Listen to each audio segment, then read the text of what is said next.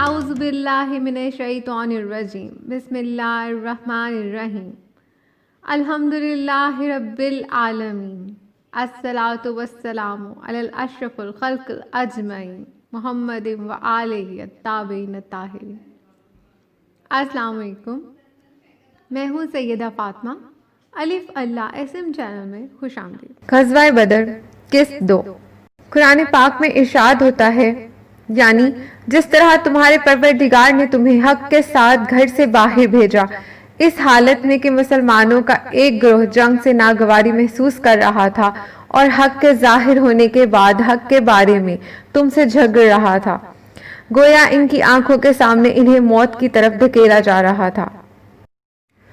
عام طور پر مورخین نے بنی امیہ کے خواہوں کی روایت پر اعتماد کرتے ہوئے یہ تحریر کر ڈالا ہے کہ رسول اللہ صلی اللہ علیہ وآلہ وسلم ابو سفیان کے قافلہ کو لوٹنے کے ارادہ سے نکلے تھے، مگر کاروان تجارت کے بجائے اچانک لشکر قریش کا سامنا ہو گیا اور جنگ چھڑ گئی۔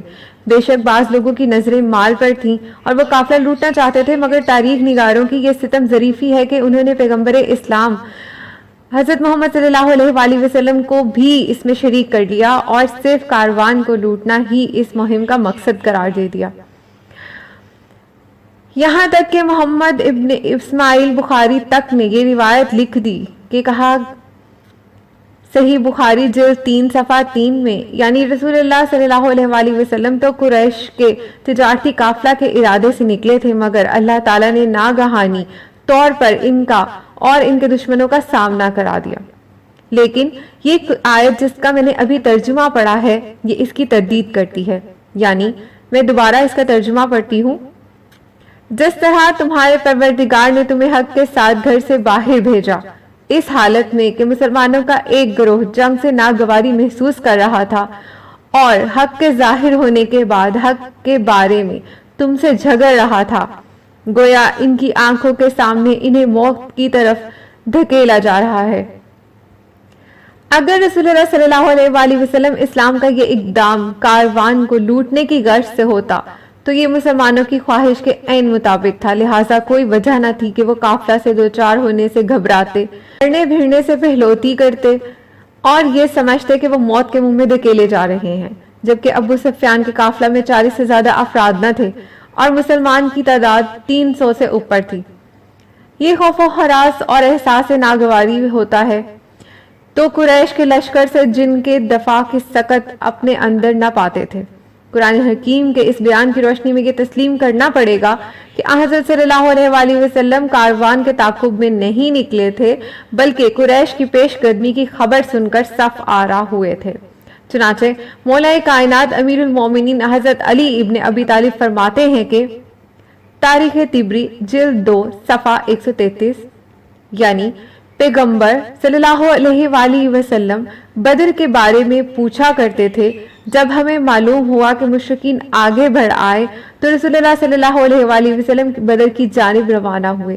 بدر ایک کنویں کا نام ہے جہاں ہم مشرکین قریش سے پہلے پہنچ گئے۔ یہ کفر و اسلام کے درمیان پہلا معرکہ رونما ہونے والا تھا۔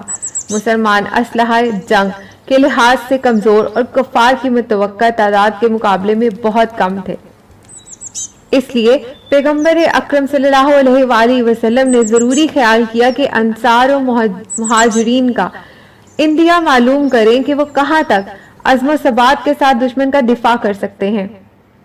چنانچہ حضرت صلی اللہ علیہ وآلہ وسلم کے استفسار پر لوگوں نے مختلف جوابات دیے، ان میں کچھ ہمت شکن تھے اور کچھ ہمت افزا۔ صحیح مسلم میں ہے کہ حضرت ابوبکر اور حضرت عمر اور کے جواب پر حضرت صلی اللہ علیہ وآلہ وسلم نے منہ پھیر لیا۔ مقداد ابن اسود نے پیغمبر صلی اللہ علیہ وآلہ وسلم کے چہرے پر تقدر کے آثار دیکھے تو کہا، یا رسول اللہ، ہم بنی اسرائیل نہیں ہیں جنہوں نے حضرت موسیٰ سے کہا تھا، ترجمہ، تم جاؤ اور تمہارا خدا اور تم ہی دونوں لڑو گے، ہم یہاں بیٹھے ہیں اس ذات گرامی کی قسم جس نے آپ کو خلت رسالت پہنایا، ہم آپ صلی اللہ علیہ وآلہ وسلم کے آگے پیچھے اور دائیں بائیں ہو کر لڑیں گے یہاں تک کہ اللہ تعالیٰ آپ صلی اللہ علیہ وآلہ وسلم کو فتح اور نصرت عطا فرمائے۔ اس جواب سے پیغمبر صلی اللہ علیہ وآلہ وسلم کا تقدر جاتا رہا اور آپ صلی اللہ علیہ وآلہ وسلم نے مقداد کے حق میں دعا فرمائی۔ پھر انصار کی طرف رخ کر کے پوچھا کہ تم لوگوں کی کیا رائے ہے؟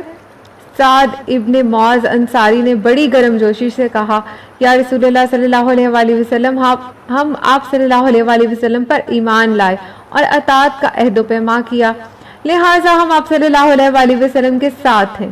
اگر آپ صلی اللہ علیہ وآلہ وسلم کو سمندر میں کودیں گے تو ہم آپ صلی اللہ علیہ وآلہ وسلم کے ساتھ کودیں گے، اور کوئی چیز ہماری راہ میں حائل نہ ہوگی۔ آپ صلی اللہ علیہ وآلہ وسلم اللہ کا نام لے کر اٹھ کھڑے ہوں، ہم میں سے کوئی ایک فرد بھی پیچھے نہیں رہے گا۔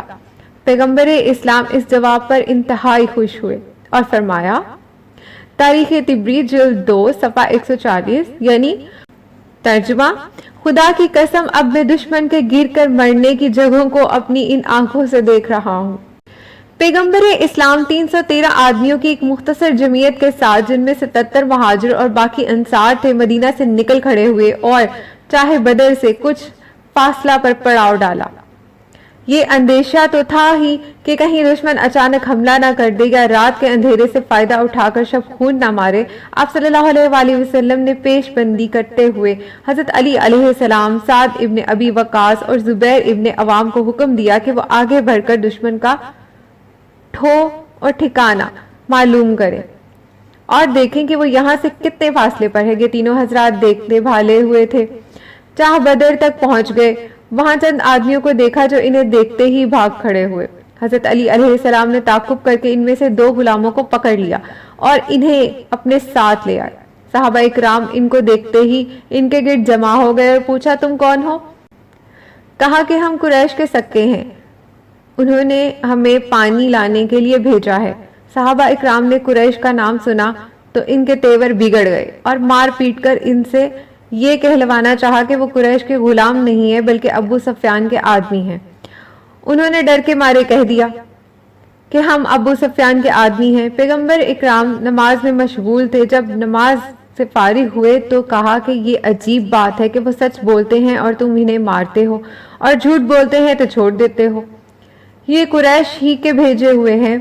پھر حضرت صلی اللہ علیہ وآلہ وسلم نے ان سے پوچھ گچھ کی تو انہوں نے ابو سفیان کے قافلہ سے لا علمی کا اظہار کیا اور بتایا کہ قریش کا لشکر یہاں سے 3 میل کے فاصلے پر ہے۔ حضرت صلی اللہ علیہ وآلہ وسلم نے پوچھا کہ لشکر کی تعداد کیا ہے؟ کہا کہ ہم تعداد کا صحیح علم نہیں ہے، البتہ کبھی 9 اور کبھی 10 اونٹ نہر کیے جاتے ہیں۔ فرمایا کہ پھر ان کی تعداد 900 سے لے کر 1000 تک ہے۔ پھر فرمایا، ان کے نمایاں اور سرکردہ افراد کون کون ہیں؟ انہوں نے چند سرداران قریش کے نام لیے۔ حضرت صلی اللہ علیہ وآلہ وسلم نے فرمایا، یعنی مکہ نے تو اپنے جگر پاروں کو میدان میں لا انڈیلا ہے۔ قریش کی آمد کی خبر سن کر لشکر اسلام نے حرکت کی اور چاہ بدر کی جانب روانہ ہو گیا۔ اس سے آگے غزوہ بدر کی 3ویں قسط، جس کا لنک ڈسکرپشن باکس میں آپ کو مل جائے گا۔ تب تک کے لیے اللہ حافظ۔